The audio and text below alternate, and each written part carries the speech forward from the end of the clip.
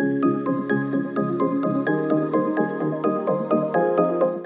guys, I am Ritanshu from Standard 9th of Riddhi Siddhi Central School, and I am here in front of you all to teach the fundamental unit of life, the biology section of class 9th. So starting the chapter, fundamental unit of life. What do you understand by fundamental? Fundamental means something base, means the beginning of anything. It means it is the base portion of our life, and it is coined as cell. Cell. It was discovered by Robert Hooke in the year 1665.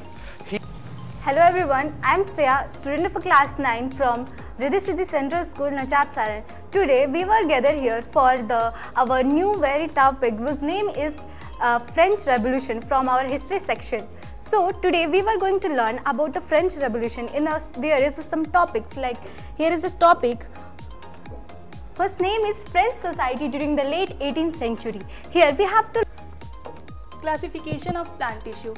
So it is divided into mainly two parts: meristematic tissue, which is further classified into three types: apical meristem, lateral meristem, and intercalary meristem. And second, permanent tissue, which is further classified into two types: simple and complex. Now, simple tissue is also classified in three types, which is parenchyma, collenchyma, and sclerenchyma. Yes, if you are interested, you can show it. Okay. Yes. For example हमने traffic पे भी देखा है कि काफ़ी सारे जो cars या फिर डिफरेंट व्हीकल्स होते हैं वो स्टॉप होते हैं, और वहीं पे जब ट्रैफिक का सिग्नल होता है, अगर इधर रेड लाइट है तो उधर ग्रीन लाइट, और वहाँ की जो भी कार्स एंड व्हीकल्स हैं वो ट्रेवल कर रहे होते हैं, मूव कर रहे होते हैं, तो हम कह सकते हैं कि उधर साइड के जो रूट पे जो भी कार्स या फिर व्हीकल्स हैं वो मोशन में है, क्योंकि उनका रेफरेंस पॉइंट जो इधर के जितने भी व्हीकल्स रुके होते हैं वो होते हैं। हाँ, ये बोल सकते हैं। ऐसी कौन सी चीज होती है जिसके थ्रू उसके पास मैसेज पहुंचता है सेलेक्टिव परमिएबल मेम्ब्रेन के पास कि उसे कौन सी चीज इनटेक करनी है और कौन सी चीज उसे इनटेक नहीं करनी है? यहाँ पे ball is drop from a height, मतलब हम किसी भी हाइट से कोई बॉल को ड्रॉप करते हैं तो वो यूनिफॉर्म मोशन होता है या फिर नॉन यूनिफॉर्म? अगर हम इनका क्वेश्चन को हम एग्जाम्पल के थ्रू समझेंगे तो अगर कोई बॉल है उसको हम किसी हाइट लेट कर लेते हैं 20 मीटर, 20 मीटर के हाइट से इसको हम फॉल करा रहे हैं, तो ये जब भी कोई चीज़ हाइट का बात आ जाए तो उसमें ग्रेविटेशन इंक्लूड हो जाता है। तो ये जो बॉल है वो जब गिर रहा है तो रेस्पेक्ट टू ग्रेविटेशन गिर रहा है, तो इसको हम लोग जो ग्रेविटेशन होता है वो अप्रॉक्सीमेटली 10 मीटर पर सेकेंड होता है। तो ये जहाँ भी अगर जब तक ये अपने इनिशियल भी फाइनल पोजीशन पे नहीं पहुँच जाता तब तक ये जहाँ भी रहेगा वो 10 मीटर पर सेकेंड को ही शो करेगा। इसलिए हम बोल सकते हैं कि ये हमेशा यूनिफॉर्म मोशन ही शो करेगा विथ रिस्पेक्ट टू टाइम।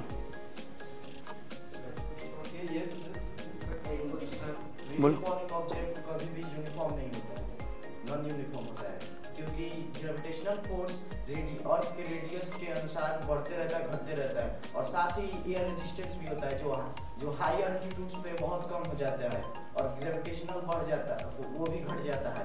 इस हिसाब से अगर हम ज़्यादा हाइट से बॉल को छोड़ेंगे तो ज़्यादा हाइट पे रहेगा तो वो धीरे धीरे नीचे आएगा, और नीचे आके उसका वेलोसिटी बढ़ेगा। मैंने 20 मीटर पहले ही लेट किया था। अगर आप और ऊंचे जाएंगे तो वहाँ पे ग्रेविटेशन डिफर करेगा, लेकिन ग्राउंड से 20 मीटर के ऊंचाई पे जो वैल्यू होता है वो 10 मीटर पर सेकेंड ही लेट करके हम लोग करेंगे। पर मैंने जो एग्जाम्पल मैंने बोला ना, एग्जाम्पल के साथ समझेंगे, तो एग्जाम्पल में तो मैं ले रहा हूँ ना डाटा। हाँ, ये यूनिफॉर्म मोशन कह सकते हैं इसको। क्योंकि जब वहाँ पर ग्रेविटेशनल फोर्स लग रहा है तो वहाँ पर एक्सेलरेशन होता है, जानते हैं कि वो एक्सेलरेशन होता है।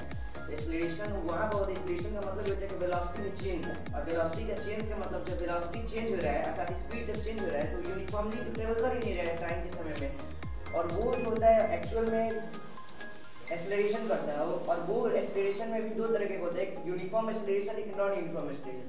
तो इस केस में जो ग्रेविटी की बात आती है उसमें हमेशा यूनिफॉर्म एक्सेलरेशन करता है, जिसमें कि नॉन यूनिफॉर्म मोशन के केस में आता है।